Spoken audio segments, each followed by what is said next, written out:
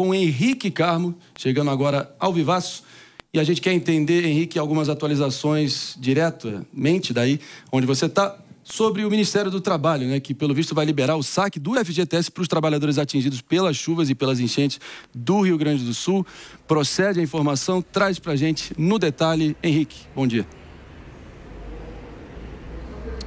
Bom dia, Marinho. É isso mesmo, já está liberado o saque calamidade, que é uma modalidade do FGTS que permite que pessoas que estão em áreas de desastres naturais possam retirar esse dinheiro do fundo de garantia. Trabalhadores com saldo aí no fundo de garantia vão poder sacar até R$ 6.220. Isso, claro, quem tem esse saldo na conta. Quem tem menos vai poder sacar ali o proporcional, né, para poder utilizar neste momento de calamidade.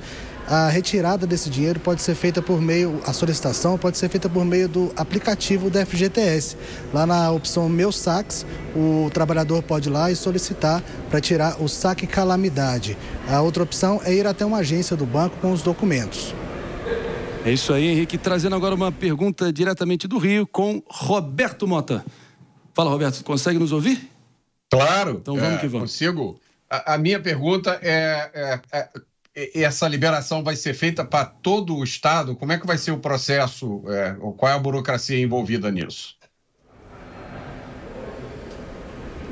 Olha, a liberação ela é feita para os municípios que estão com decreto de calamidade. Então, um decreto devidamente regulamentado pelo governo federal. Essa liberação do saque calamidade é para trabalhadores que moram apenas nesses municípios. Lembrando que ele pode fazer essa solicitação pelo aplicativo. A opção de ir ao banco nesse momento nesses municípios está impossibilitada porque os bancos estão fechados por causa dos alagamentos. Então, a praticidade é que ele pode, pelo aplicativo, solicitar aí esse dinheiro do saque do FGTS nesse modelo do saque calamidade. E Henrique, uma pergunta aqui, porque, como a gente sabe, baseado no montante que foi estabelecido para as eleições municipais de 2020, em relação ao dito fundão eleitoral, ele engordou para faraônicos 4,9 bilhões de reais para as eleições de 2024. Vários membros da oposição ao governo Lula têm criado uma concertação de forças ali para tentar pelo menos cortar pela metade e destinar essa metade para salvar os nossos irmãos gaúchos. Isso só ficou no campo da retórica e da bravata política ou realmente tem alguma chance de ter disposição política para cortar na própria carne e dar o exemplo nesse momento de tamanho sofrimento? Olha, André, até o momento eles seguem negociando aqui em Brasília, entre Congresso e União. Inclusive, nesse momento, o governo federal está anunciando novas medidas aí voltadas para o Rio Grande do Sul, medidas essas econômicas voltadas a crédito. Inclusive, até o Banco do Brasil também anunciou hoje quase 50 milhões voltados para créditos para essas pessoas que estão passando por essa dificuldade nesse momento. Mas, enfim, como você perguntou, nesse momento ainda seguem as negociações, ainda não há nada definido. É isso, Henrique. Muito obrigado pelos esclarecimentos diretamente de Brasília. A gente volta com mais atualizações sobre tudo que está acontecendo a todo vapor na nossa capital muito em breve. David Tasso, o que você acha desses últimos movimentos que a gente acabou de apurar lá na capital? Então, em relação ao fundo de garantia, claro que compete ao trabalhador, né? Aquilo que ele tem na conta. Mas uma preocupação muito grande é essas liberações de recursos, esse dinheiro todo que está sendo encaminhado para o Rio Grande do Sul. Por exemplo, a gente tem o COAF, que é para justamente verificar de que forma que há fazer o rastreio de todo o recurso. Centro de Operações de Atividades Financeiras. Exatamente, nas mais diferentes esferas. Só que desde o ano passado, o COAF, por exemplo, é subordinado ao governo e não mais ao Banco Central. O próprio Roberto Campos Neto, ele defende uma independência em relação ao COAF, para que ele seja do Banco Central e até mesmo uma instituição independente, porque não gera interferência numa possível investigação. Porque onde, por exemplo, o Ministério Público vai recorrer quando tem alguma questão que ficou duvidosa? As instituições, Receita Federal, COAF. Então, estar subordinado ao governo não é positivo. Então, os promotores, tanto o Campos Neto, enfim, diferentes pessoas defendem realmente que as instituições que são de fiscalização, principalmente em um caso como esse, de enchente, elas deveriam ser independentes. Houve movimentos nesse sentido no governo anterior da dupla Bolsonaro-Guedes, né? E, de fato, foi efetuada essa mudança do Ministério da Justiça, originalmente, para o Ministério da Economia. Confere, mano?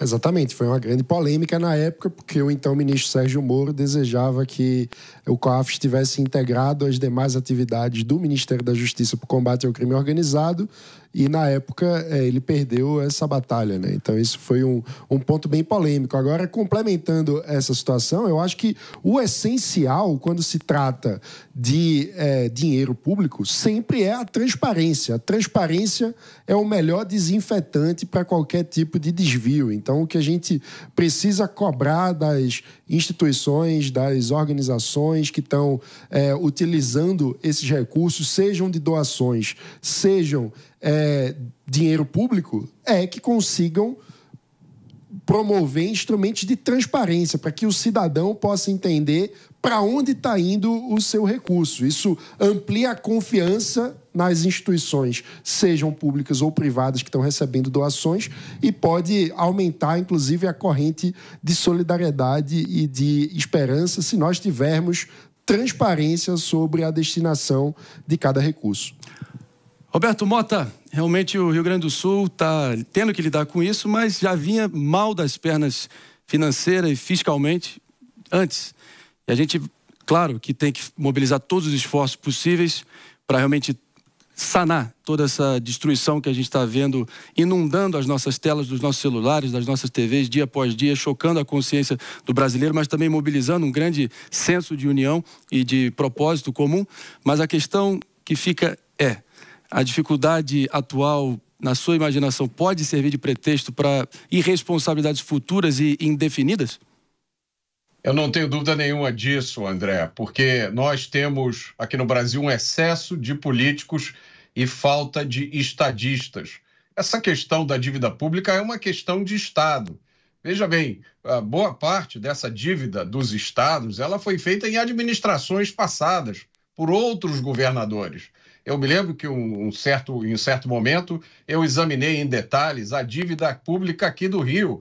E quando você olha no detalhe, você vê a quantidade de projetos absurdos, de iniciativas sem qualquer fundamento. Mas aí o governo do estado vai e pega um empréstimo em determinado lugar de vários milhões de dólares para construir uma coisa. O exemplo aqui no Rio de Janeiro, que eu sempre uso, é o Museu da Imagem do Som. Demoliram uma boate que tinha na Avenida Atlântica, um dos lugares mais caros do Rio de Janeiro.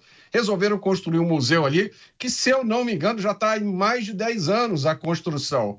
Então, não existe, né? O sujeito está ali preocupado em fazer aquilo, ele sabe que daqui a pouco acaba o mandato dele, ele vai deixar a dívida para o outro. Sim. Então, falta esse espírito de estadista aqui.